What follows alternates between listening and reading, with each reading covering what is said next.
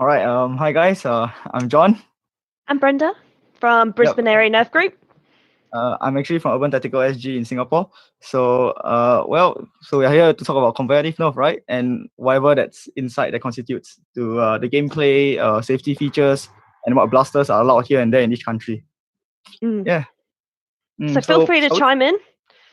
hmm. Yeah. So probably shall we start off with Brisbane side? With our safety gear or what? Let's start off with sounds good to start with safety gear. Yeah.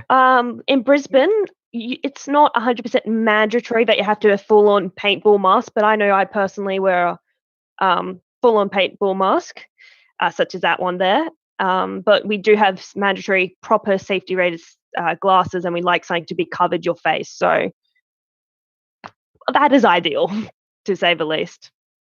What about you? Okay. Singapore side, same thing. We are not mandatory to have paintball masks, but definitely eye protection is a must. Face masks are highly recommended. For me, yes, I'm using a paintball mask as well. You can see it right at the back there. That's my paintball mask hung up there. I didn't take it out. Yeah, that's what we do for safety gear. But there are other safety measures in place because such as vests, we try to encourage players to wear vests because of the high intensity. Yeah. Huh.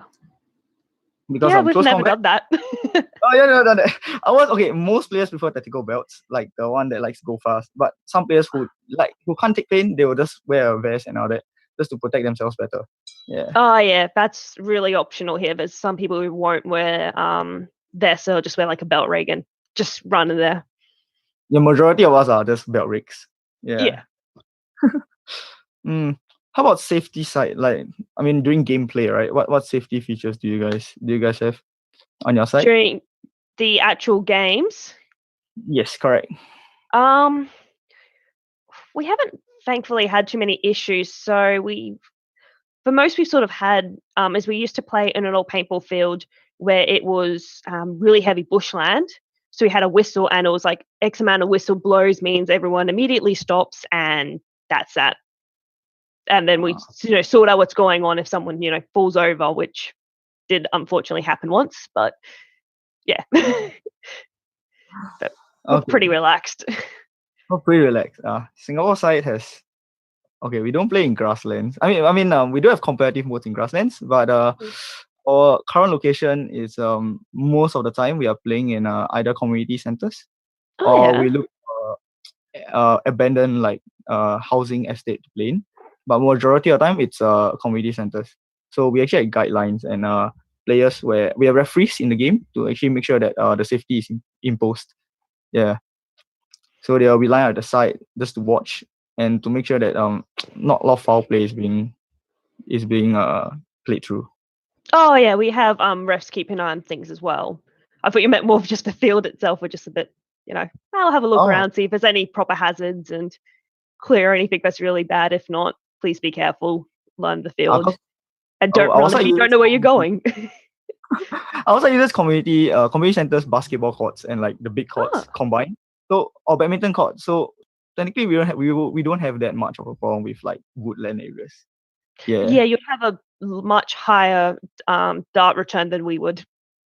Yes, correct. We do a good search, but you can never find 100%. Well, mostly we just yeah. How about safety for blasters? What do you have? I mean, limits. Limits. Depending on the war type itself, like if we're doing Iron Rush, that's currently at 250 FPS, and NIC itself is 300 FPS. Any higher than that, we just think it's a bit too much. That's for our competitive, though. Obviously, kid-friendly stuff is lower. So same goes for us actually. So we do have the limits there to actually maintain. Yeah. Okay. Yeah. It's interesting. Initially, when we first started out, because I've been in this hobby for over 10 years. When you first start the hobby, when we did, there was no restrictions initially because it's like, nothing hits that hard. And then we had to build the competitive section because the mods became a bit too much for not unregulated little kids things. Same goes for our side. We had actually like new restrictions come in most of the time, such as Mm, like there's okay. So basically, depends on where we are playing or what game mode we're playing, or the host. There's actually rules that's in place. So on the actual rules, they say it's like no bang bang rules. Because we just have to shoot point blank because the shot has to count. Yeah, if not, yeah. players will start God mode, right? So some certain places we do have like certain hosts they do bang bang rules to keep the safety there. Yeah, so we had to go back to behind the player and bang bang them instead of like going close quarter because you never know what will happen. Like, a shot in the throat that's like close range or yeah. Oh yeah. We've tried both the surrender rule. So, whoever pulls out their blaster aims at other person and yells surrender first, hopefully the other person will agree and surrender and they're gone. Or low powered sidearms like a stock, Sweet Revenge or Hammer Shot or whatever. Just for nice close combat stuff. So we're not point Oh, we only blanking allow, people. oh, is it Quick Play only has one weapon? It only has one blaster in it. So Oh yeah, that's more for NIC. oh, that's what NIC. Ah, Because I see. NIC, Iron Rush you play on a flat field, but NIC we've used more bush terrain where you had Okay. gullies and all sorts of things going on. So there's one field we've looked at and you can't see properly from one side to the other side, and this can be dense field that we used to use, so you had to be a bit more careful. Oh, same good. Our side we play like your Iron Rush, I think, but it's also on a flat field. So we just Hmm. have covers and bunkers to supplement it. Yeah. Yeah. Yeah, I think Iron Rush and Quick Flag are very similar from based on the rules I've seen. Should be. I read through. It's about almost the same. I think it's just Yeah. the type of gameplay within it that's different. Yeah. Yes. I think if I recall correctly, Iron Rush was inspired by Quick Flag. Oh, okay. Is there a new game that was out like recently? It's been around for about a year or a year and a half, maybe or so. Oh, okay. So about the time when Quick Flag came out at the time also. No, it's Quick Flag been Yeah, I out for think it was a 2 little or 3 bit years. different. Yeah, I Yeah, think it was about one that. of those things when someone, saw Quick Flag, went, I want to make a few changes because to suit our group better, and that's how Iron Rush came along. I think that makes sense. Yeah. I mean, as a host, we do bend rules of game modes a bit to actually go there and make it fun for our guys or suit our guys better. Mm. Yeah. So more on your side, blasters, right? What is allowed in like in Brisbane? Like I mean, Australia is big. There's different states, Yeah. like different places, right? Like what's allowed at which states and what does yours allow? Because in Okay. Singapore, right, we are purely like no HPA. It's just Mm. basically Nerf blasters and either stock blasters or slightly modified blasters. Other than that, we have to get like approval and licenses here. Yeah. Okay. With ours, it depends, as you were saying, as on the states, because some states within not Queensland, Australia, have different regulations. Some we have no HPA, but then Brisbane is weirdly relaxed with that sort of stuff. So we are allowed to have HPA blasters, and we have quite a few. I mean, my favorite is on the wall, but and it's HPA. So we're pretty cool with that. Just don't do anything stupid and you'll be fine. Our restrictions more so come in with if we're using a more public area, we need to make sure that they're brightly coloured. They don't look anything like a real, firearm. Oh, okay. Yeah, same. We do have brightly colored, no firearm looking blasters. Mm. If not, that would be a problem. Yeah. So with that, I think that's much for safety, I guess. Now yeah, shall we move on to gameplay? I think more people Yeah, will be yeah. If like you want to go discuss that, and anyone wants to comment on the video and let us know what you think or what your different groups do, we'll be interested to hear that as well. yes, we'll be able to hear that, and we probably, you can comment on the gameplay that you want to see. That I mean, like hear about in Singapore or in Brisbane. Mm. Yeah. So shall we start off with Iron Rush then? That sounds like a game mode that Okay. that yeah. Iron Rush is very similar to Quick Flag, from my understanding. I've never obviously done Quick Flag, but yeah, it's teams of 5 generally, 2-minute timer, get the objective to the other team's base. Oh, What's No the object? response. Oh, no response. We honestly use a couple pool noodles glued together. So it's more like a grenade than a flag. But the item is at your base, or do you have to grab it from the Oh, center? it's in the center of a field, and then there's like a little box at the end of the field where you have to get it to. Oh, okay. So it's how large is the object? It's like probably hand size, able to hand carry. That's sort of, yeah. Oh, okay. I mean, because we use a flag. Yeah. So I was thinking how big the item was. Okay. So Iron Rush is actually from there. I see. So the same rules, just that the object is different. Or do you have like any other rules that's different for our side? It can vary a little bit because we have customized rules to ourselves. Like I think some rule sets you're not allowed to pick up off the field, but if you're running something like a sledge fire, then go ham and pick up off the field if you really want. You're probably not going to go over the ammo count allowance if you're just picking up off field, sort of thing. Oh, okay. Yeah, that's same for that's almost same for our side. Yeah, you can't pick up ammo from the ground. Oh, we a bit more flexible with that. We also allow melee, I believe. You guys allow melee? We have. Oh wait, am I thinking of something else? I think we did at one event once. I mean, if you allow melee, right? So do people really attach like bayonets to their like foam bayonet? No. More so like one-handed. I think I was getting that mixed up with NIC. Well, yeah, we do have melee like swords and shields and stuff in there as well. Heals are allowed? That's NIC. That's NIC. But in yeah, Iron I was Rush, getting them mixed up. Sorry. Okay. But in Iron Rush, it's not allowed.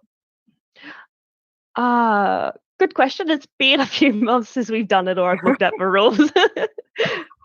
But we don't tend to see them, no, because it can unbalance the field sides a bit too much, because we've already got quite a few inflatables on our fields.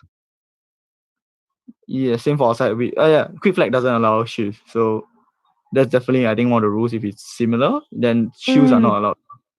They'll greatly change the game. We wear shoes.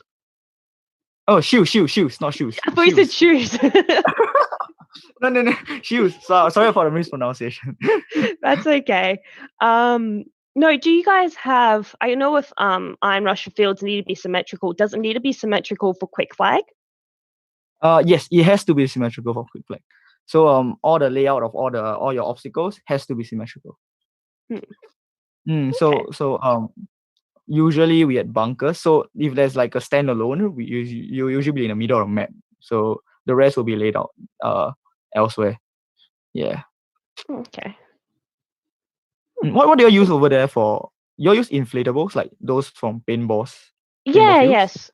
We the ones we're currently using, I believe are actual paintball ex paintball field ones. Something along the lines. They're very similar design. So it's set up a lot like a speedball field for people who know. Yeah, people know paintball better. Okay. Shall we show them Kobe's video? Yeah, we do have some video of Iron Rush there. Yeah, probably they will know how it looks like. Yeah. Yeah. Okay, let's go to my screen right now. Okay.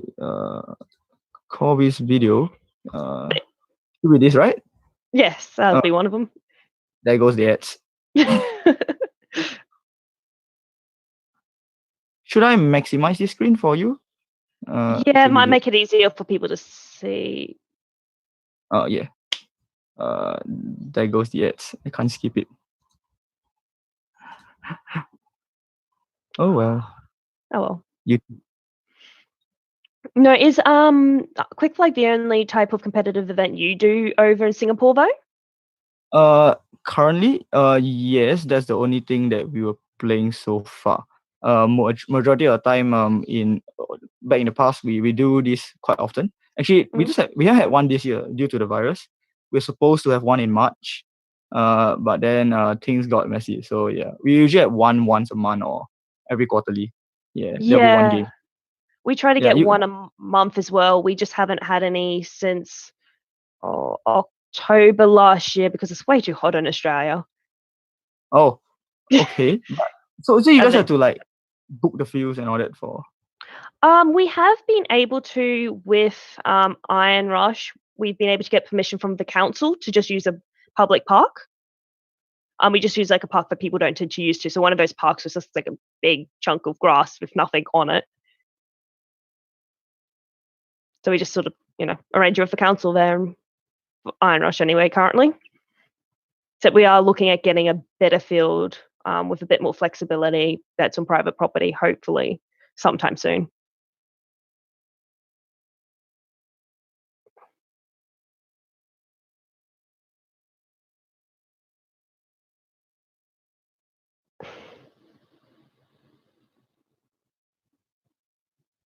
Are you still there, Jonathan? Okay, Jonathan's having some technical difficulties by the looks of it, or I am. Who knows?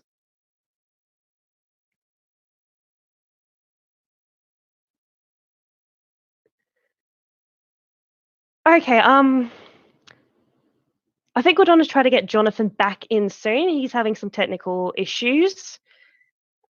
Okay, just one moment.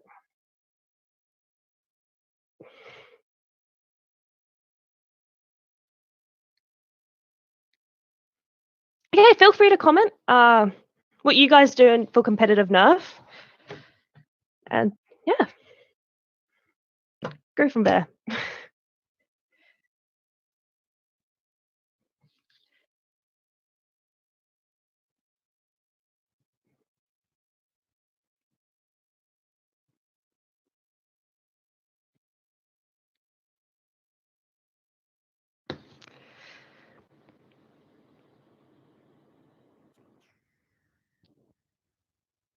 It's...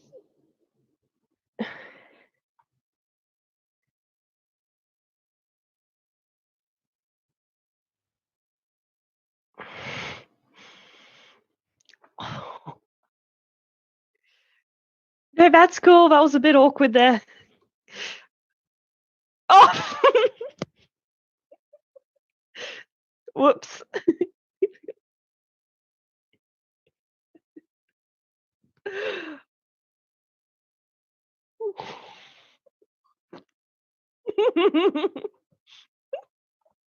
It's water.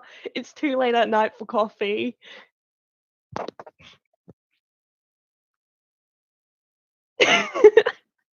But can they hear you?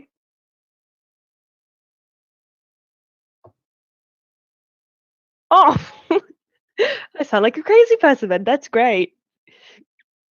Poor Bang. Representing them and I'm going crazy.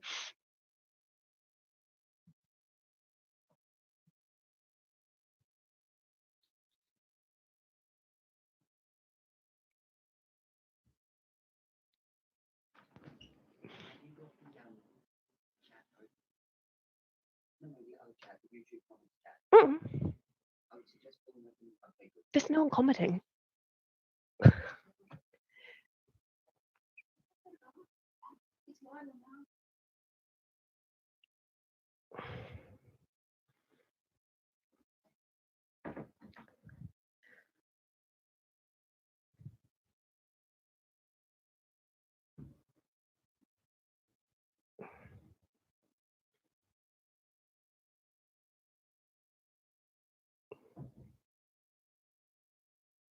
Yeah, but no one's. Maybe I need to update it. Nothing's happening in my feed. Nothing's happened since 8:05. Okay, let's refresh the feed, guys. Or girls. Yeah, we're just waiting for Jonathan to get back in the chat. I'm not completely crazy here. I am talking to someone.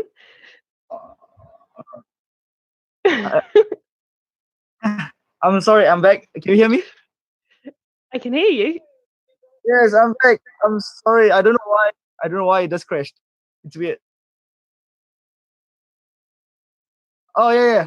I'm sorry. Oh, chat refreshed. I've got words. Yes. Yes. I don't know why it crashed, but okay, this weird. It's first time it crashed. Yeah, man, let's go. I'm so sorry. I'm so sorry for the crash. I didn't know what happens. First time using That's Zoom, okay. so No, don't worry. Same thing. I can't scroll back to all the previous messages. Sorry. This is only it wasn't refreshing the comments. yes. However, Okay. I might as well go through some of these. Okay. Yeah. Okay. Yes. We do use Melee apparently. Mm-hmm. Oh, millies. So, I'm just going through the comment section of the stream all as I right, couldn't. sure. It wasn't updating earlier. Um, yeah. No shields allowed. Yep, I was somewhat correct with that one. Okay. Okay. Quick flag apparently is asymmetrical compared to I'm not sure we have it symmetrical. We have it symmetrical here actually in Singapore. Huh. Most of from previous games I played, the fields are always symmetrical. So I don't know if there's another different version in another country, but in Singapore it's symmetrical field. It Yeah. might be where it was originally what's the word? Or again, Originally created, they might have not had it symmetrical. yeah. It's, yeah, but also at the same time, probably where the host is. So if the host doesn't have it symmetrical, then yeah, it's always up to the host as well. There's lots of F's in chat for you disappearing. Yeah, I guess so. Magically crashing apps. Yep. I don't know. Zoom first time Zoom crashed on me. I didn't know how to fix it at all. That's Try to okay. do that as fast as I can. Got a comment here, directed to myself because you weren't currently here. Oh yeah, sure. Someone just Ministry of Foam was wondering about the barriers we use. We actually got our barriers off another group at a really good deal. If you contact me, I might be able to find a way for you to link you to something similar to what we currently use or give information we do have, because we were looking at buying some brand new, and we probably will invest in buying some brand new ones as we are currently using secondhand. Oh, great to see you, Mintu. Yeah, you're back on. Yeah, you're online. Support me a bit. It's your, Louis Mintu, right? On commenting here. He's the one who created Quick Flag here in SG. So really, actually credits to him for creating SG and for creating Quick Flag in SG, and actually to play it out most of the time, like as best he can. He hosts, but now sadly he's in NS, and there's not much hosting, so it's actually passed on to someone else. But we love the game actually. It's quite fun, especially when we have all the different teams around. There's a lot of comments right here. Probably we can answer them. Yeah, we got a you got a comment. You commented about me going crazy. So good. Oh no. Okay. Well, let's see what we have. Okay.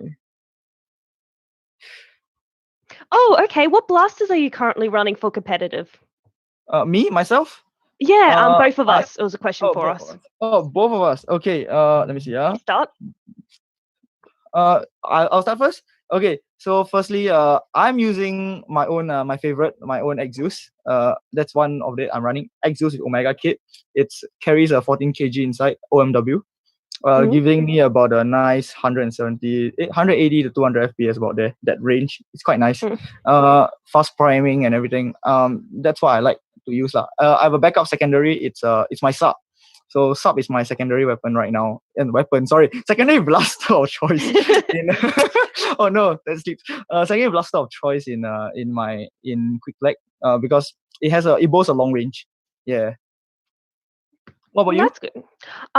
Mine I didn't make myself. Obviously, if you knew what the blaster was, because I'm using Bloody Katana, which Spectre Armaments made and designed. It's got select fire, so it's got burst fire, semi-auto, and full automatic. HPA, custom-made shell, full kit and caboodle. That thing. Lots of fun though. But I tend to run. If I don't tend to play too often. I've only played because I'm way too busy with the host side of things to play too much, and that sort of side of things. So if I do run, I I'll play with that and my 2 Sweet Revengers because I like the holsters that come with them. Make them nice and easy to put somewhere. Oh, that's damn cool. I've never tried HPA because it's not allowed in Singapore. The closest I got to HPA is a Drain Buster. You That's can. the closest. Yeah. But that would be cool. That's a very cool loader actually you have there where with like different select fire that you can go for. I mean the closest we have here is Streamline, Select Fire, Swordfish Kit and all that. Yeah, that's the Oh closest. yeah. Yeah. Oh, okay. So that's more of that. Yeah. So gears, how about your belts? What do you run on your what do you run on your body? Oh,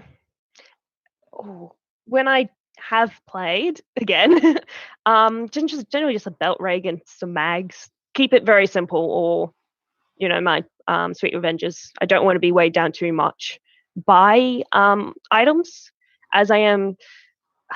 For lack of better words, I will just charge into the middle of the field and not care and charge people down. So I need to be able to move quickly and easily. Oh, okay. So I can so I can see where the darts are going and then just get out of the way. But if you've got too much gear on, then it slows you down and bigger target.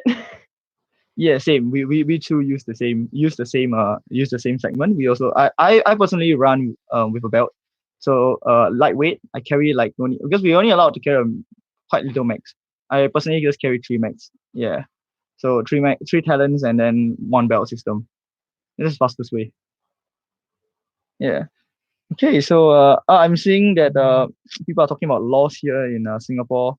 Yes, in Singapore the laws are quite strict. No airsoft is allowed, no water BB guns, no realistic looking mods and all that. So yeah, in Singapore it's quite strict to actually play with Nerf.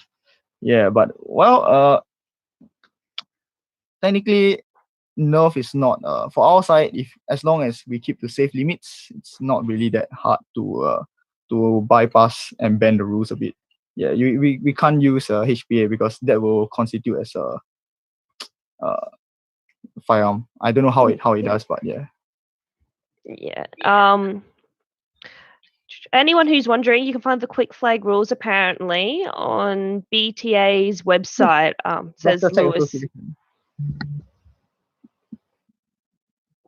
Yeah, I like the flexibility, admittedly, with NIC because we've got more room to play and do what we want with different game types, which is a lot of fun. So we play games such as Uplink, and we often interpret a lot of your more kid-friendly game modes into a more high-powered competitive version of them, just with sometimes slight adjustments and different fields. Yeah, same goes for us, right? Actually, quick flag is for competitive, but sometimes we reverse the reverse it a bit, like downscale it so that kids can play in because they also want to be competitive at the same time. So they will go for we went for a downscale version of it. I actually tried that. It's quite fun. You just see kids running around, heedlessly shooting each other with their blasters, forgetting our objective. But I think that's the fun part about it, where when we down signs for kids, even though with the objective there, they forget about it. You just have to constantly remind them. Yeah, but for adults, yeah, we keep we is the original version of it. Yeah. Yeah. Well. Okay, so Spectre wants me to talk about NIC game type Rush. Oh, Rush. Okay, probably that's your game mode, right? Yeah. I'm not 100% sure which game type he's talking about, which is really bad because I am one of the hosts.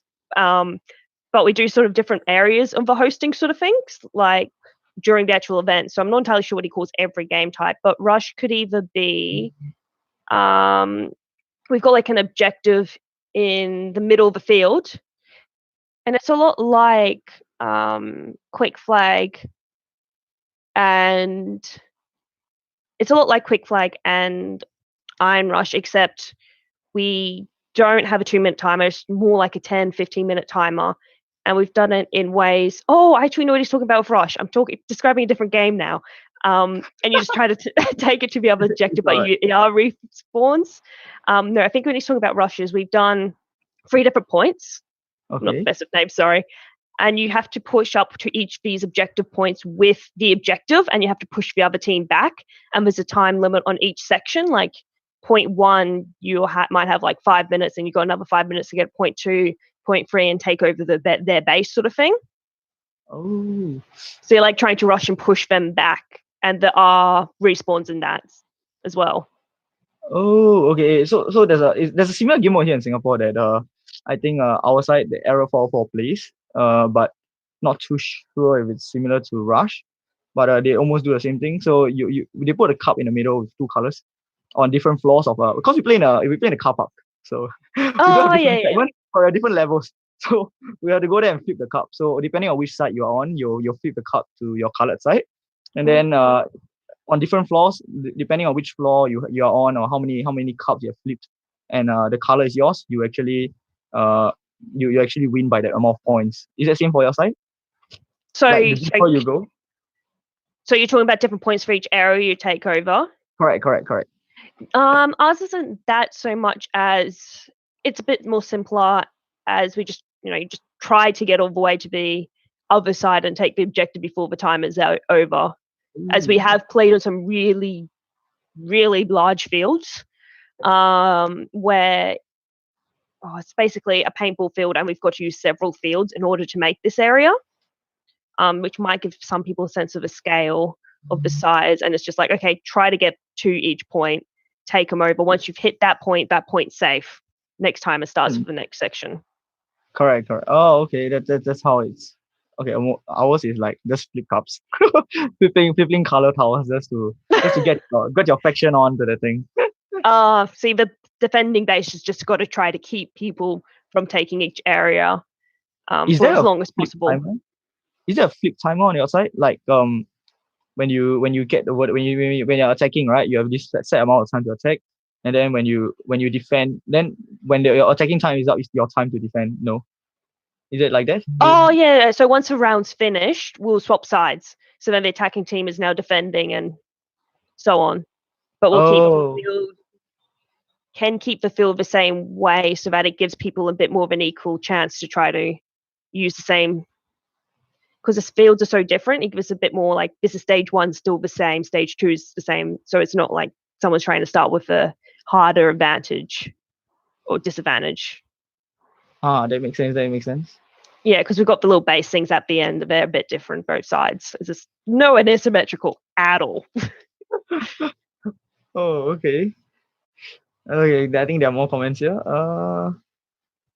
Do you guys do kill confirm in Singapore? Yes. We do play kill confirm in Singapore. Oh, okay. So in Singapore we play kill confirm. Actually, we have different versions of it. So right now, kill confirm, it's actually a warm up game mode for us. It's not really a competitive, but it's a warm up game mode. It's quite fun. Probably we last about 15 minutes or until your players is wiped out, depending on the host. Personally, I feel to have the team play for about 10 to 15 minutes each team. Then we swap sides to play different to play like longer, so that we can so that both sides has a good warm up and have a good chance to everyone has a chance to play. So there are two types of kill confirm in our side. One is shot and you don't revive. The other one is you shot but your teammate can still revive you. So what you do here in Singapore is let's say 15 versus 15. When you get shot, right? When your teammate comes and tap you, you will revive and on the spot, and then you'll just keep playing. Yeah. So if you get shot by opponent and then he comes and tap you, then you're out of the game. Yeah. So it gives more chance for people to play. So that's how we play. I mean, instead of we drop dog tags everywhere, we actually just tap people. Yeah. But there are two versions of respawns depending on how we want to play it or how big the playing field is. If it's a small playing field, we will actually tap and drag the guy, not say drag like escort the guy back to respawn, so that he doesn't just revive and like unlimited health on the spot. Yeah, when we've done kill confirmed, we've done respawn of a spot. I don't know, back at the old paintball field which we used to use, which no longer exists sadly. We used to do the respawn of a spot, and it got to the point where it was a little bit silly there. I think we had a couple of different teams on the field at the same time. So we might have had Oh, like 4 teams or something, and people would buddy up. So we'd just be like tag, tag, tag whenever we got hit to tag each other back in. that's the same. That's a strategy. I mean, everyone just stands there and just chat people. Yeah, yeah. It's crazy. But that makes the game fun, you know. Yeah, you sort of almost need to create a rule like, hey, stand, I don't know, 1.5 meters, 2 meters away from your buddy or something, so you're not just tagging like that crazy. You get Yeah, nailed it like that. we made them count. Like here, if we need to, we made them count. Like 1, 2, 3, 4, 5. Then you're revived. Yeah. Ah, yeah. Mm. That is another way of doing it. Yes, that's another way of doing it. Okay. I think. Someone talked about PUBG in Singapore. Oh, okay. Oh, So, PUBG game mode. Have you all heard about it? PUBG. It does sound familiar. Once It does again, sound. I'm not great at names, so if you describe it, I probably will be able to go off that. I mean, the version we did in Singapore, right? Isn't like those video games. It's Mm. more actually it's more of like team. It's more like team deathmatch, but with point system. So you get to count points for how many times your team get a kill. So Oh, okay.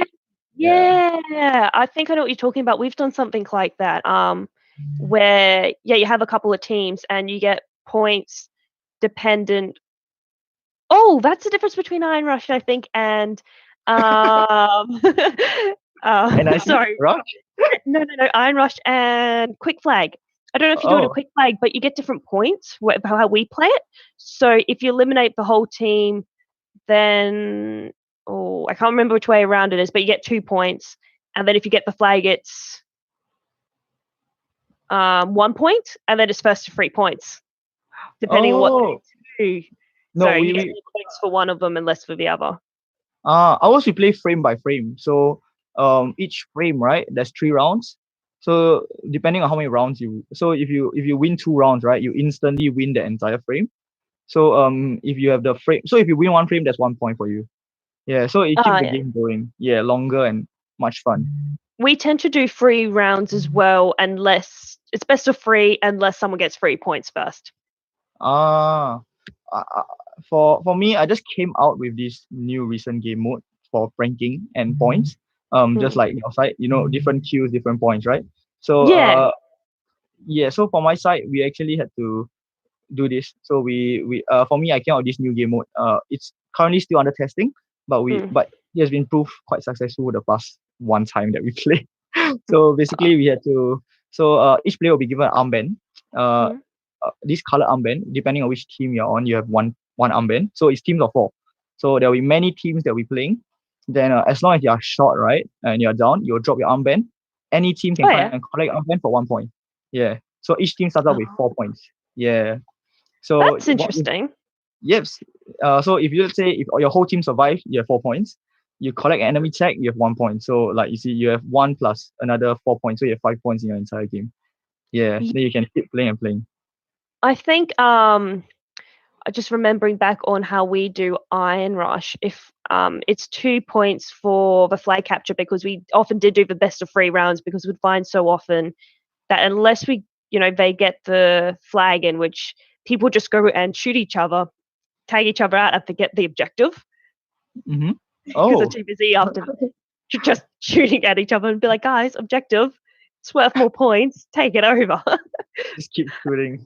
Yeah, we did a really complicated system for points, if I recall correctly, years ago for NIC, like Oh, like a squad supremacy tournament, where you had you had 20 points to spare each, approximately, or so many points per team, which did okay. equal up to about 20 points. So might be like 100 per team, and each item you have is worth different values. Like an empty mag was nothing, but we had some guy who got around this by created what he called a stripper clip, which it had the darts in it, but it wasn't in a clip, so you just loaded it in, and it had the dart clip mag, whatever you call it, filled with darts immediately, and that didn't cost any points, but it was very easy to quickly load up on field. And so different blasters worth different things, HPA worth points. So each mag value is worth different points, and we got to the point where I think we were looking at, I'm not sure, 100% sure, went into play that depending on how many points the other team had, if you won, depending on what your score was to then go towards the end of the tournament. So like you'll say you knocked out a team with 80 points and you only win 80 points. But if you knocked out people with 100, then you'll get more points towards the end. We looked at that. I'm not 100% sure we went and actually did that, though. My memory's not the best, and that was years ago. Well, that's a bit complicated. But we did definitely. Well, that was some fun. We definitely did install the how many points per team thing, though, to try to limit what people were able to have and get people to be creative a bit more with their builds and their loadouts and stuff. So it's not necessary you all have the points to actually go ahead and do that. Yeah, and if you wanted to, some teams, they have one guy who would be a heavy and he'll carry everyone's mags, sort of thing. And I think we do have someone here. I think we do have someone here that does that in Singapore games. So there are some comments here.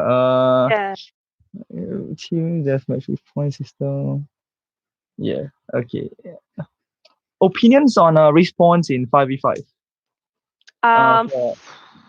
For quick flag and probably Iron Rush and yeah. I feel like with the field sizes that you would use for like Iron Rush, for example, 5v5, although you've only got it, even with a 2-minute time frame, I feel like it would just be a lot of people just running in and out constantly. And I don't know if you would get very far in regards to the actual objective being completed if you did do respawns with the 5v5. Especially if it's competitive, right? Yeah. I don't think that it would be very hard to actually get the competitive objective completed. But respawns, how about respawns on teammate tags? Like teammate tag you to respawn? Oh, so sort of like, how you're saying with Kill Confirm Early, you can tag them back in, sort of thing. Yeah. Is that what you're saying? But you have to be at your respawn for them to tag you back in. Oh, okay. So you'd have to run back to your respawn to tag your friend back in, sort of thing. Oh, that would make things interesting. It would definitely slow down a bit. But by the same regards, you could then have 4 people, let's say, waiting at respawn and 1 person left alive, and someone could be running to take the objective to the base, which happens to be right next to respawn or at respawn, and then they'll just run and tag 5 people back in, and then that would be over the last second, sort of thing. As you automatically have 5 people against 1. Correct. But that's also a good way to actually bring in a respawn, I think. Yeah. But it could just make things a bit messy at the end, as they just hoard, for lack of better words, dead teammates. Yeah, they'll just stand there and just doing like spawn capping sort of thing. Yes, correct. So no point. Yeah. Would low SPF 5v5 games count as competitive too, or does it need to be high FPS to make the cut? I personally think, you can voice your opinion too, obviously, that it could be competitive, is depending on how people play, because you still got the objective, you still got to run it from point to point. I don't think FPS there is really what makes a game competitive. For me, my side, I've run FPS. I've run competitive FPS game at stock level, and almost close to stock level or even at stock level. Actually it works out quite well. But it can become as competitive. This depends on how you put it. Like probably if you have point system, ranking system, for that's how you classify as competitive. It doesn't really have to be a high FPS. As long as you're playing a competition with it, with the game mode, then yes, that'll become as a competitive game for me. Like running with kids games, it's perfect. The kids are like, as long as you tell them it's a competition, they'll take it as competitive, then yeah, why not? It will still be competitive. Yeah, I mean, you have your own opinions there on like the comments, so it really depends on what you guys have. Yeah, I also think to some degree it would also depend on your who shows up to events, because I know there'd be some people out there who go to Nerf more for the fun and aren't interested in the competitive side as well. Yeah, So as there's long hardly as you got a group of like people who like the stock blasters who want to do competitive, then yeah, I reckon there's no reason why it can't work. Yeah, I think Hasbro hasn't been conducting any more of these recently yet. Ever since like Dart Tech in back in 2000, I think 2012, 11. I think that's the last Dart Tech. Not too sure. Okay, Not there are more sure, comments. sorry. There are more comments coming in. Okay. Oh, how about Oh yeah, we have this. Okay, so in SG in my community, Urban Tactical, right? We have we recently came out with this rule. I mean, not everyone follows this rule, but it's on hits of players. You see, calling hits. Oh So yeah. if let's say a player doesn't call out for our side, if a player doesn't call their hits, right? You get to shoot them continuously until they call their hits or move on to another target. Like that's what we do. That's what we are allowed to do in SG. You're not allowed to call other player hits, which means like you hit the guy, you're not supposed to say hit. You're just more like you just keep shooting him until he hits, until he admits that he's hit. Yeah. Okay, we have a bit more of a honesty policy sort of over in Bang, which works quite well for us. So if you, if I called hit on you and you don't think you get hit, so if I hit you and you don't think you get hit, generally speaking, I might be like, hey, I hit you if I did. And if a ref or someone else sees, they can intervene and go, yeah, that was a hit. And then you walk off, or you would just go, oh, you hit me. You said you hit me. Okay, I couldn't feel it. I'll walk off. We Yeah. do a lot of people going, oh, okay, I'll take your word for it. And then they go off field. I mean, in and respawn. Singapore, if some of us we call out their hits, like referee calls out their hits, then yeah, they'll go. But certain people, if they don't call, we have to shoot them. But at the same time, we I mean, we being gentlemen and all that. I mean, it's just a game. We want to have fun, so we just move on. Yeah, get hit. Yeah. Yeah, it's just a game, like, I mean, I think if I believe this quote is from Z Town. We are just adults running around with kids' toys. Yeah, exactly. So it's like I completely agree with that, which is why there's been a few times where I think I haven't got hit and someone's called hitting me. And I'm like, oh, okay, sure thing, Yeah. fine. I'll go Why not? Let's respawn or go off the field depending on what the rules are for that game mode. Yeah, I mean, it's just a game. You can just keep playing after that. Oh yeah. Yeah. Doesn't really affect your life at the end of the day, as far as I'm concerned. Yes. Okay, there are more comments coming in. Long range shots. Yeah. Oh, okay. There are a lot of. Yeah, so basically, what Bradley was saying there is similar along the lines of our honesty policy with, he said, long range shots you sometimes can't feel, or if it hits your gear, rely on the shooter to call the hit and be honest.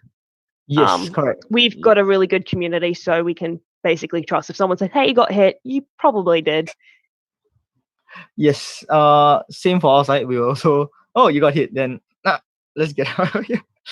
So most of the players are quite honest actually. Like it's really that minority few that makes people that really doesn't follow. But we just give it to them. We just like go and tell them, okay, come guys, that's all for the fun. Unless it's competitive, yeah, probably you need referees to have eyes around to see. Oh yes, because I know we've run into issues before when people being like, I didn't get hit though, and they've even really like had the objective because they honestly can't feel it, as Bradley was saying. So that's when we have had to have refs step in and go, actually, you did get hit, or people who weren't playing and aren't on either team, like when we've done squad groups and be like, actually, yeah, these 5 people saying you got hit. You're just gonna feel it or hear it for whatever reason. Yeah, that's why you can't like then you need a referee. Referee for us, referee decision is final. Yeah, well, generally speaking, I am the referee. Oh, I mean host decisions. Yeah, we are the host. We are the hosts. We are the referees. Our decisions are final. Yeah, camera person here too. Don't shoot the camera person on competitive fields. Oh my gosh. That's a lot. It happens a lot. Like mortality Nerf here actually. He's our cameraman, our player, and also one of our guys in the field that hosts games. Yeah, most of the time he holds the camera. He's like trying to shoot me. Walks around. So I've had a few situations where I've had to duck down behind stuff like at NIC. and then I've gone to pop up, and people go to shoot me in the head, and they're like, "Oh, wait a second," or they've already fired the shots, and they're like, "That's Brenda with the camera." So I reckon I'm gonna have to get an attachment for my mask. That's a pair of like Oh. bunny ears or something, so they stand up. So even when I'm crouched down, people can see me before I pop up with my camera. Oh yeah, that's weird. Yeah, it's like this ears up attached to my head. Don't shoot. Make me stand out a little bit more. Yeah, I don't know if you guys had a situation like this. Do you guys use so let's ask do you guys use reflex sights like scope sights or like anything red dot sights, RDS or anything like Yeah, this? yeah. Do you face the problem of it getting shot, like the glass just breaks because someone else shot it? We haven't had any glass break to my knowledge in red dot sights or anything like that. I think we've been pretty lucky and there hasn't been any hits on them yet. There's a lot here, like broken red dot sights almost every time. Because competitive gameplays get too, yeah. I know a lot of the guys that we have on my group that run red dot sights and sights as a general rule can tend to use more military grade ones. So maybe they have been shot and they just haven't broken because they're high tech grade sort of thing. Oh, it's high. Oh wait. Okay. Like higher grade, like glass, so it's not shattering. If it's military grade, maybe that's why it doesn't break. I see. Oh, okay. There's okay. But on your side, FPS are most probably like on average on a game is 230 to 250 about it. On average. Is yours or ours? Your side. Yeah. For Iron Rush, yeah, we get a lot around 200 to 220. We do get some that do get to about 250. But I know a lot of our guys would prefer to reg down because you can with HPA, but like tune it down a bit to make it, make sure it is within the restrictions, because you can't always 100% guarantee that the dart is going to always shoot the same FPS due to different dart quality or this and that and too many variables. So better to be safe. And then with not Iron Rush, and with NIC, even though we do have a high FPS cap there, we do still see a lot around the 200 mark, 250. Not many sneak up, but past that, even though they are allowed to 300, but no. I think a lot of people just use the same loadouts for both events. Make it easier. It's only 50 FPS. Average is like 230. About 230. That's the average here. But like depends on host discretion. As well. Oh yeah. So just having a look at the comment section. Yeah. Hey guys, if you have questions, right? Just feel free to ask. I see a lot of discussions on games here also as well, on different countries of all your different ways to actually deal with your different game modes and hosting issues. This looks good. I mean, every country has their own. They have their own. How to say, like rules here and there, which is this is not a bad sharing point actually. So everyone can learn from each other, like to play and to get the rules together. Like I see. Let me see who is the one sharing. I've seen a few people talking about which ways different groups do things, such as Malaysia and stuff, in the comment section. And to be honest, each group, as far as I'm concerned, do them. Everyone's got different regulations, different rules, different members. Because I know there's some groups out there, even in Australia, that they wouldn't viably have, be able to have competitive wars, as in currently I know the Gold Coast group. Yes. They're a lot more kid-based. So a lot of the blasters are stock. There's currently, with the people that they do have active in that group, they wouldn't be able to do competitive. So to try to push that or say, competitive, the way Brit Bang does it is better than the way they do it, or vice versa, I don't think would be right, as it wouldn't be the right fit for that group and that community. Yes. Okay, someone wants me to show a video of Quick Flag. Go for it. Shall I? Yep, shall I? So if I divert your attention to my YouTube screen right over here, I'm going to show you a clip of Quick Flag from one of Team Hack EXE's player hat on the screen right now, so you guys can actually understand what Quick Flag is about and how is it played. It's actually quite similar to Speed QB and Speedball and Pinball. It's just that instead of you just running straight to the end point of the opponent, you have an extra objective is to get the flag. Yeah. So let's. Sorry. No. Push play. Sorry? Because there's no Okay, sound, might as well talk at the same time. Yep. There's a few comments I've noticed in regards to darts. What do you guys do about darts? I know we personally supply the darts because, I don't know, dart filtering and sorting at the end of like, this is my dart, that's your dart. We've tried to do in the past and it just hasn't worked very well. But what do you guys do? You guys BYO? You supply them? So for SG side, right? We had to so in Singapore side, we actually everyone has to bring their own darts. So after you play at the end of the game, everyone will because I mean every blaster is different. They tune it to their own preference. So the dart use will be different. So we can't provide them with the darts, and we don't have that much budget here. Things are expensive. So you actually they will actually bring their own darts. Unless they need to share, they'll share among their own friends. Then at the end of the game, everyone will do a collective dart sweep. Then with this large dart pool, right? If you need to pick up your own darts, please go ahead and pick it up. If not, the host itself will keep all the darts and probably use it as a dart pool if let's say those players have extra darts. So it's a game, it's like a extra piece of like it'll become a community dart pool. So people who that didn't bring their own darts can use from that pool. Or if you need darts. Yeah, that's what so we you've do. got a bit of both then. Yeah, best of both worlds. We got to compromise because not everyone in not everyone here can actually really afford or have it in time lah, because we import our darts from overseas.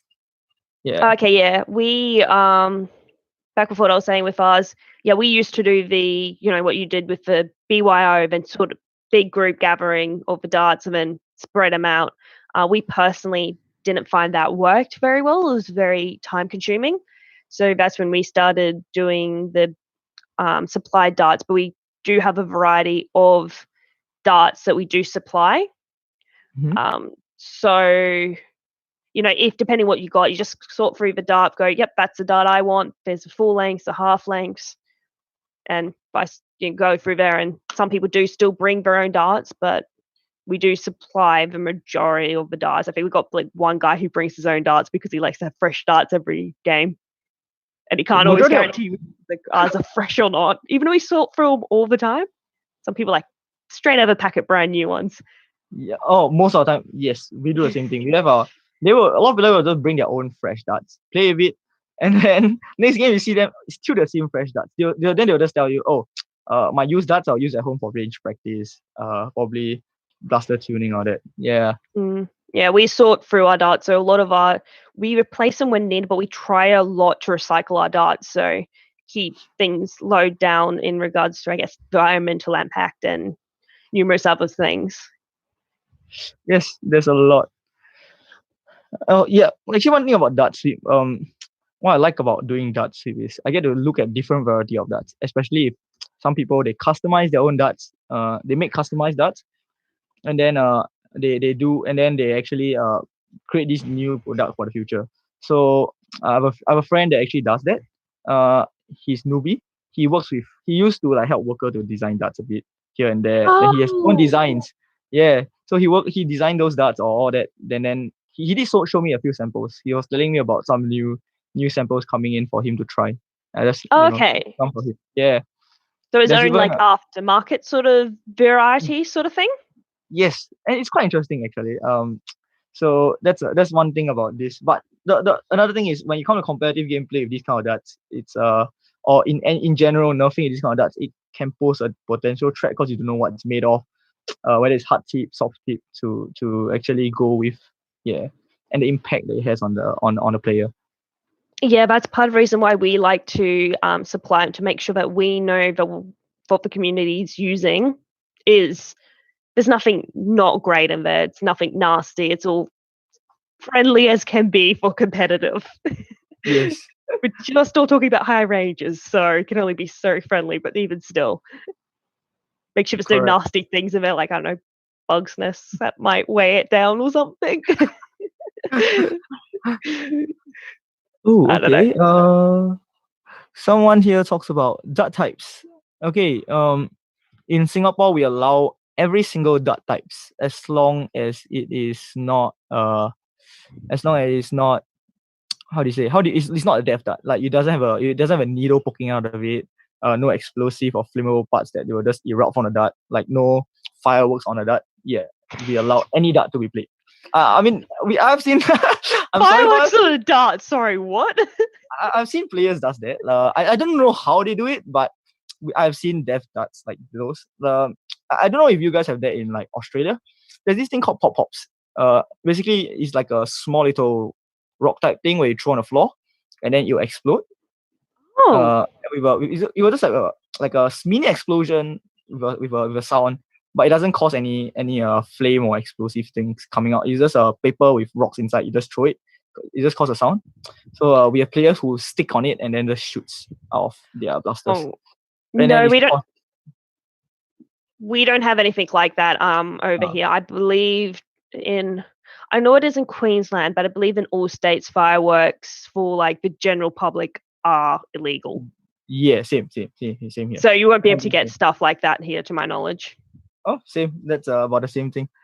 But do you all restrict dart types at games? Like you can only use ACC, or you can use worker, or you can only use Furtherlands, like all these. Do y'all restrict dart types, or do y'all like soft, or do y'all just let them go ahead and? Okay. With ours, we actually have a big dart box, and they're split in. We've got a divider in the middle, and we have one side. We've got half length, so we've got the workers, the ACCs and stuff, and we've also got some full length darts as well. So you can use full length, half lengths. We find half lengths are quite popular, even though we've got the box split in half. So there's twice as many half lengths. We still empty out the half lengths before we get the full lengths. Too low. There's still be heaps of full lengths left.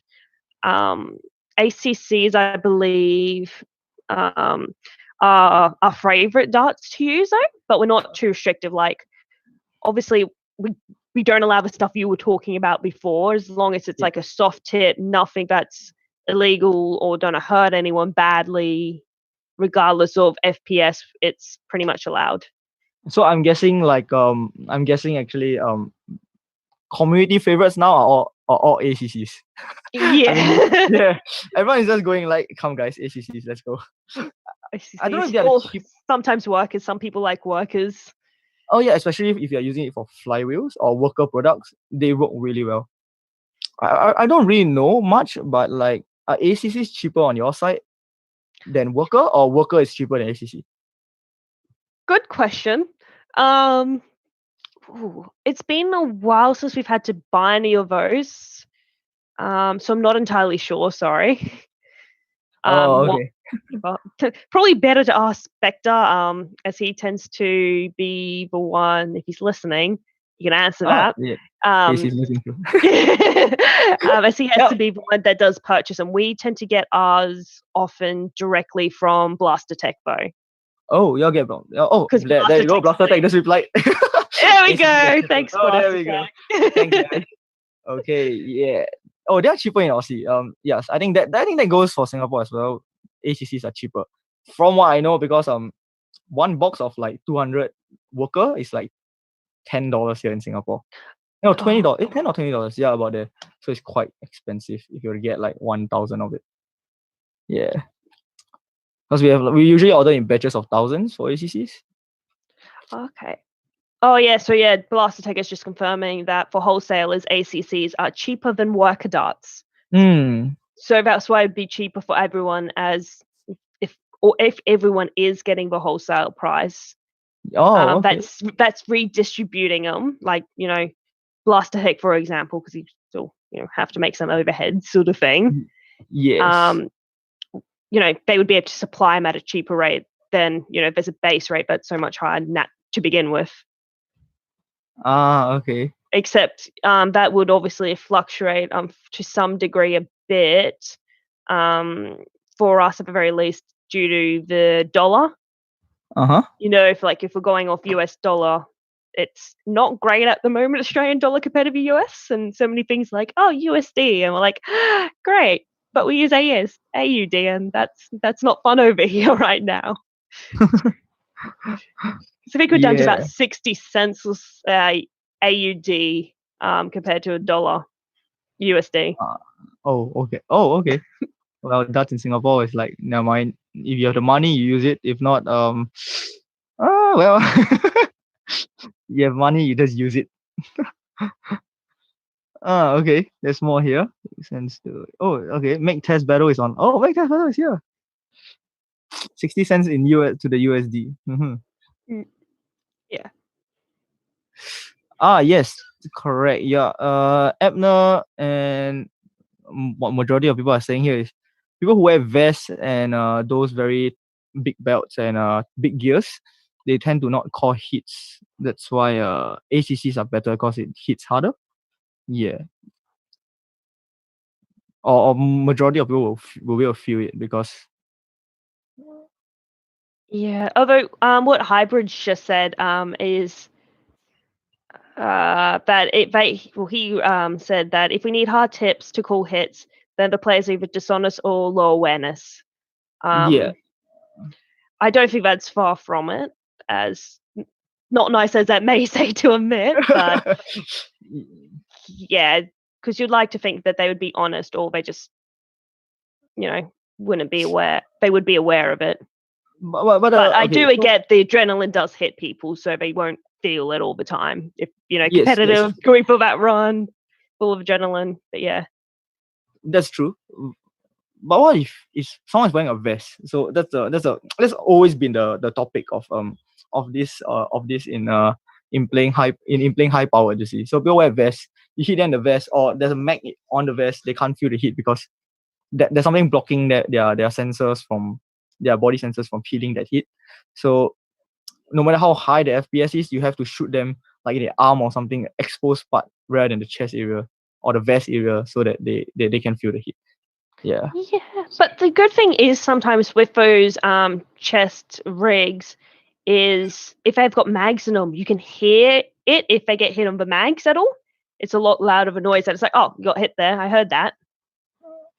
Compared to like, your arm where you don't hear the sound as much or really at all. If you've got the adrenaline for you. Our players wear, I don't know, most of them wear paintball masks when they're playing, so don't know if they can even hear the hit. Unless you shot them straight in the mask. Yeah, that would be the only hit I think they can hear. Or feel. Much less feel. Yeah. Okay, so there are more comments coming in. FPS without a sky is pointless. Well, you do have to have the accuracy, so it's not wrong. Yeah, true. Otherwise, you'll be playing gel ball. Yeah. I mean, like, no, that's press the trigger all the way. That's I was just saying that. Fine. Okay. Someone bring up a point actually, playing on concrete ground rather than playing on fields, because concrete grounds let you slide better. How much of your people do sliding there in on your side? Okay. We actually do. There's quite a lot of slides that happen. Cobber does slides often, as you may see in some of his videos. We've also got another guy called Jack. Yes, Jack. Who he does slides often at a start of a round of Iron Rush. He'll just slide behind that bunker. So it's quite frequent, because I guess it just depends on the individual. Some people won't slide though. Others will slide all day if I had the chance. Yeah, I used to be someone who slides, but yeah, but my legs are like gone. Oh, someone comment by plug the quick flag page and the quick flag New Zealand page. Quick flag New Zealand page. Okay. Let me just okay. I'll plug it right here. Okay. You know what? This will be faster. Okay. Here we go. As requested by Mintu, this is the quick flag page on Blaster Tech Association. I do not know where the New Zealand one is, so I'm sorry. Sorry, Mintu, but our local SG one that you sent me donkey years ago, I still have it. Wearing paintball mask makes it easy to slide. Wearing paintball mask makes it easy to slide. I don't think so, right? We don't slide on our faces or our heads. I mean, it could. I could if you're worried about smacking your face into something. If you've got a full face mask, you don't know, be a bit more confident to do that slide. But apart from that, pants. Pants. Oh, sorry. I didn't see. I'm sorry. Oh, sorry, Spectre. Paintball pants. Yes. The pants Spectre would be talking about. The proper paintball pants, and they do have padding in the knees and on the shin area, so it protects them a lot from, I don't know, rocks or concrete if he was to slide. Although I'd not recommend sliding on concrete in them because they're good pants. You don't want to rip a hole in them. Yeah, true. They even if it is padding, you still don't want to rip a hole. Yeah, that's a good. Sorry, Spectre. I'm a bit tired right now. Actually, I've been doing work for the whole day. I'm so sorry about it. But yeah, pants. I'll see fans. Okay, bring your own trolley for better sights. Slides. I think. No. Oh, trolley. Oh, dislocated. Trolley for better slides. Yeah. What's a trolley? I don't know. Ben, could you explain what's a trolley? I don't know what's a trolley for. I mean, if you want to attach wheels or skates to your knees or like your legs, yeah, that'll make a decent slide.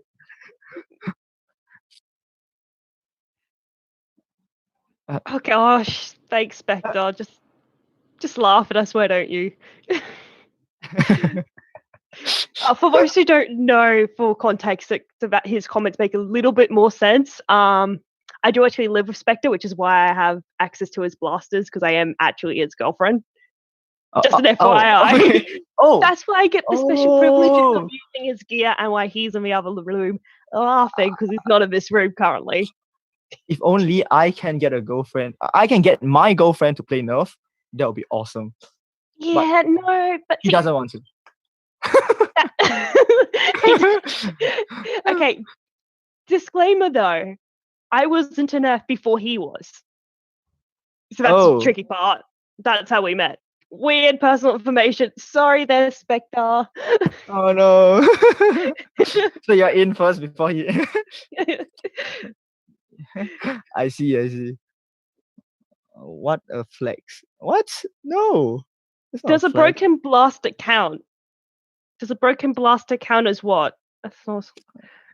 Are you talking about a broken blaster? Oh, worst question for the host. Worst injury you've had to deal with? Worst. Wait, where is the question actually? It's a little way up from the way up from the bottom. Sorry. Tentacle, right? Okay. You want me to go first? Yeah, you can go first. Okay. Worst injury on myself or on another player? Okay. Just as a general, maybe. Three of the worst. I think general. I had 3 quite bad injuries. One of it involves my own. Yep. My own injury is I already have a bad shoulder, so I dislocated my shoulder in the middle of the game by running into a wall because slippery floors. Yeah, so that was quite bad. Happened. I think majority of people who knows it, they are in the comments right now, so they know what happened on that fateful night that we were having a game at the pinball field. And then another 2 more. One of it is 3D printed. I think it has been trending all over the world. Because after this incident, most of us have been talking about it over and over again in most of the Facebook group chats, Facebook groups that we are in.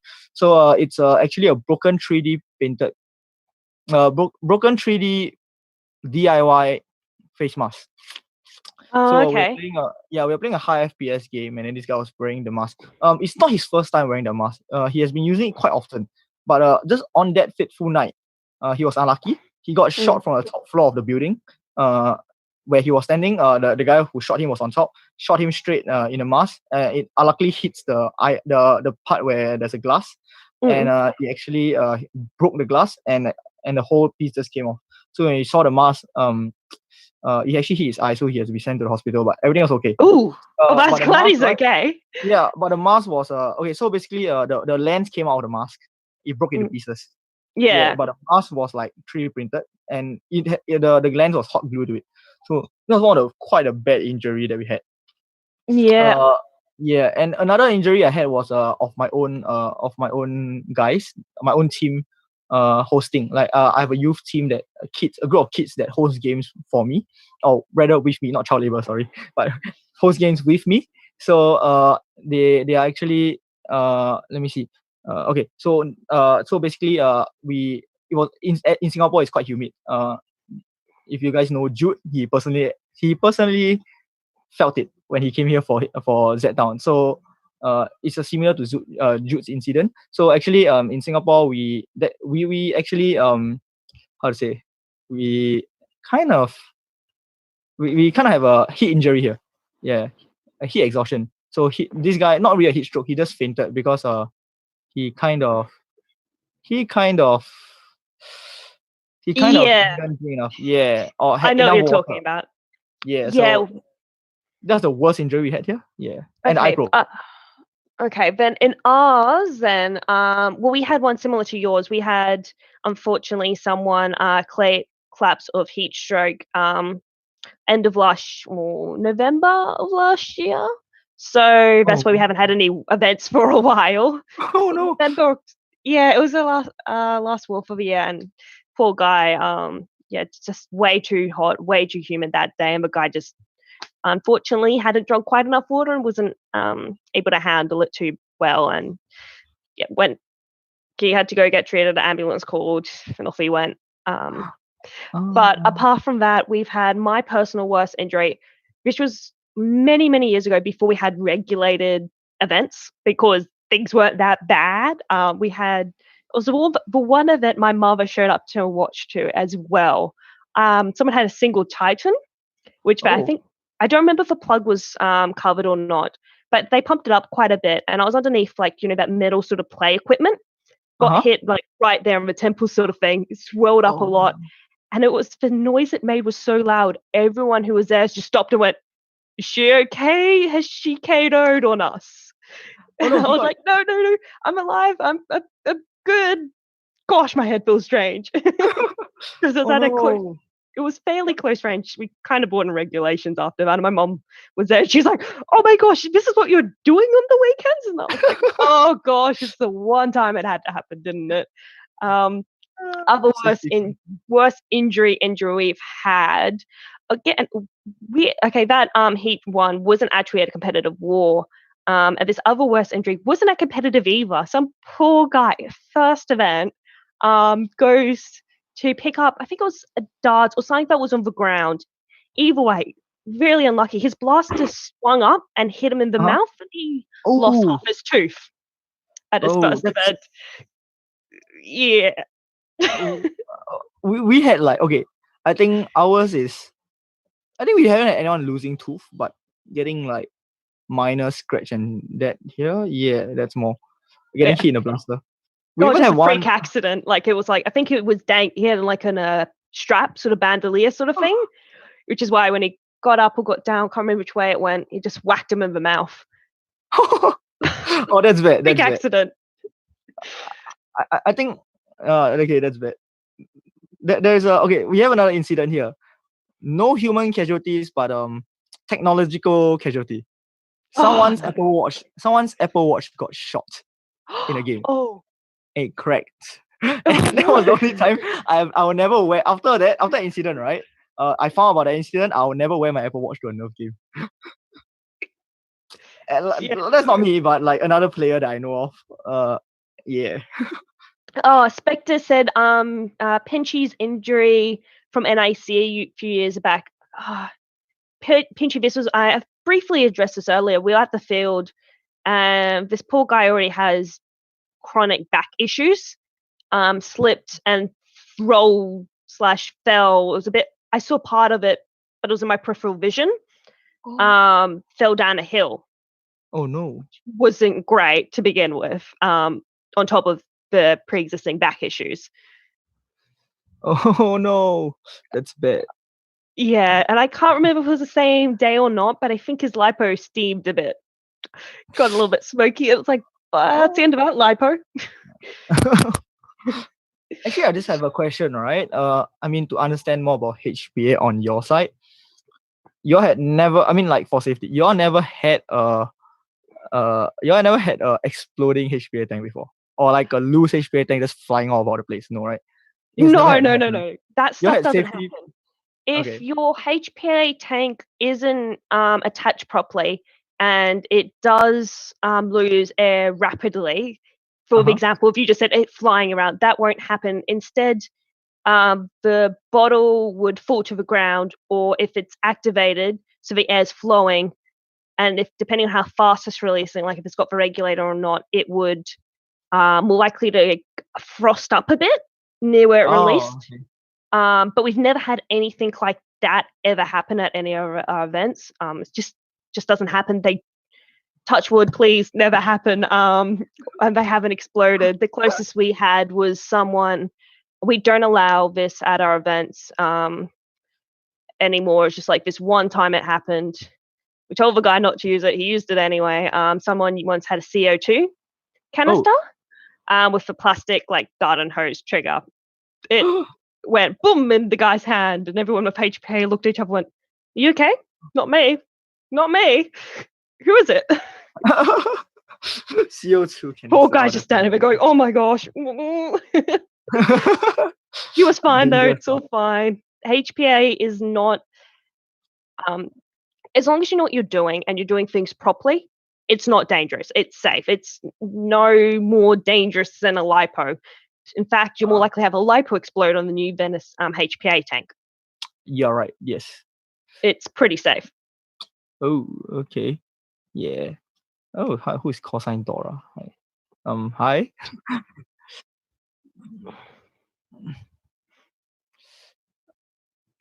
Oh, okay. One last topic. I think this will be quite interesting about. It's overseas nerfing, competitively. Not say competitively, but playing overseas. Have you all done that, or like been to overseas? I haven't, and I don't know if any of our members have, as it is airfares from Australia, because Australia's sort of out in the middle of nowhere. It can be quite expensive. I've gone to play interstate though. I've played with Sydney.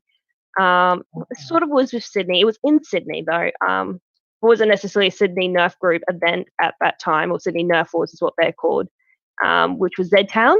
If anyone knows what that is, it's like a giant round of HVZ where it's, I don't know, you start off with like half a dozen guys being the zombies, and then they tag you, and there'll be like 500 people, and it's like a 6-hour, 5-hour event sort of thing. I love that. I've also gone and done I've gone to Melbourne and I've played with, well, I didn't play. Yeah. I watched Spectre play, to be correct, at one of the Melbourne Nerf events.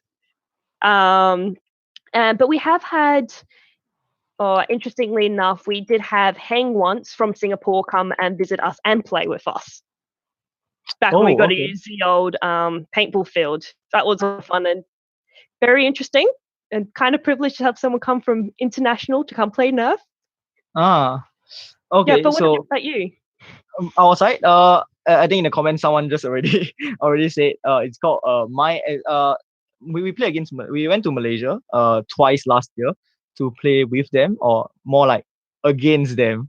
Yeah, I think you have seen some videos of it by Mortality. So twice we went there to play twice. So once in Johor, the state of Johor, and the other was in the state of was it, I think, Malacca. Yeah. So we played Nerf there twice against Malaysia. So the first one was actually a small scale, about 30, about there. And the next one was actually a bigger scale of 60 to 60 players. Yeah, we went to Malaysia to play with them. So we're actually hoping to get more countries to join us. That was like we're trying to get Taiwan. I've actually made hoping after we could actually get you guys to join us to play in Singapore as well. I've been talking to Jude lately, so we shall see. Probably you guys can come down when it's appropriate, and we'll do a quick big big Nerf. Yeah, well, I know it's Mine Inspector's sort of goal to go play, we'll play Nerf in as many places as we possibly can. So, it would be great to one day. I know he wants to go play Nerf in America sometime. Basically, we can't go on a holiday overseas unless we could go Nerfing or snowboarding. So, got to do a lot of Nerfing on holidays, which Yeah. is perfectly fine by me. Oh, wait, I'll Spectrum. 60 versus 60 sounds awesome. Get me in on that. Yeah, sure. Uh, you want to join Team SG or Team Malaysia? Because that's really awesome. Like, it's jungle warfare actually. Oh, The first one was jungle warfare. We fought on a hill. Half of us died climbing that hill. The other one was urban warfare, which was almost similar but more urban, but it was quite fun. Yeah, we played in Malaysia itself, and yes, it was quite a small scale game, but it was very fun. Yeah. okay. I think we're almost out of time. So, yeah. where can people find you if they're interested in following your group and how you guys do things? Okay. How about you want to go first for Brisbane? Okay. We have. I honestly need to upload more, but we do have an Instagram account, Brisbane Area Nerf Group. You can also find a lot of our members on Instagram. Or at least there's a few of them, but they have bang at the start of it, then underscore, like Spectres bang underscore Spectre Armaments, and so on. There. I got it on. Yeah, that's our Facebook group. We also have an Instagram page, which is mainly photos. The group is very active. But yeah, that's the main two places to find the group itself. Is Facebook would probably be your best shot. But yes, we do have the Instagram as well. And okay, this bang, and for me, you can find me in 2 different places. I'm on okay, wait, let me just.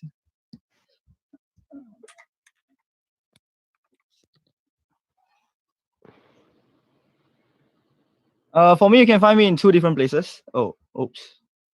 I'm on 2 different places. One of it is North Singapore, which is right over here. Okay, and North Singapore is the main group, which is the one of the biggest group here in SG, and they host majority of the games on and off. And there is then my group, Urban Tactical SG, is where all of us where most of our adult players are. We're playing all the high powered games. So Urban Tactical SG and North Singapore. Yep, Okay, that's so all you can. Singapore then. You guys are okay, not the best with this information, but you guys are small enough that you guys are actually able to travel a reasonable-ish distance to be able to play as a country then? Yes, correct. We actually have our own we have our own group actually. It's called, because I found that quite interesting that you guys were able to just have a Singapore group that just hosts all your events, because obviously in Australia, being a lot larger landmass, you kind of can't do that. Like, a couple of days drive to different, major cities, depending which major city you're going to. Oh, we had to drive an hour or so, like at least 3 hours to Malaysia. Yeah, you can see on the screen now, it's Team Singapore. So this is what this is our own Singapore Nerfing group. Now, all the mix of players from we could easily drive 3 hours and still be in the same state. I mean, yeah. So we'd like to hopefully someday get going, be a big road trip or flights to get some interstate events happening. Yeah, at least between like the East Coast, so Brisbane, Sydney, Melbourne. Unfortunately, Perth, you're way too far away unless we're catching some planes. Probably when the virus is over and everything is settled down, probably we can really sit down and plan a international Nerf game in probably in Singapore or yeah, we can travel to Australia. I'm seeing Adrian. You guys are welcome in Perth. Yay! Yeah, you definitely. Guys. Oh gosh, everyone in Australia and all the Nerf groups. Adrian, I could drive 18 hours and still be in the same state. He's not wrong. Western Australia is big, way massive. But yeah, no, everyone's always welcome to our group. So feel free, check us out on Facebook, Instagram. come join our events, travel if you want. That's, feel free to do that. We've had a couple people from interstate actually come and play with us just for the heck of it as well. Oh yeah. All right. I think that's all right. Is it? I think that's all. Team SG forever. Oh, there's a lot. In SG West. Oh, okay, so in Singapore, this is good for my restaurants more so than yours, but apparently west to east drive is around 40 minutes. Yeah, that's true. I mean, if you are driving fast enough, it's 40 minutes. East, west to east. No jams, just a clear straight road.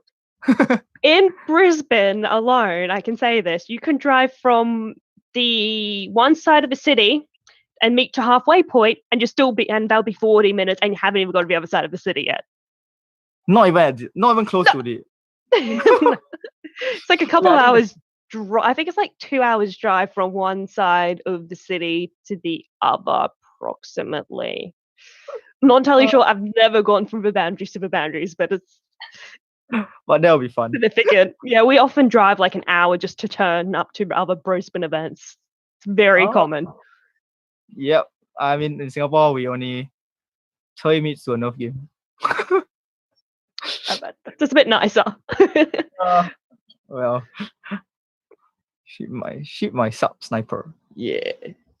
Go to Australia. Whoever you are, human Nerf target, you're more than welcome to come to Australia. Yeah. Okay.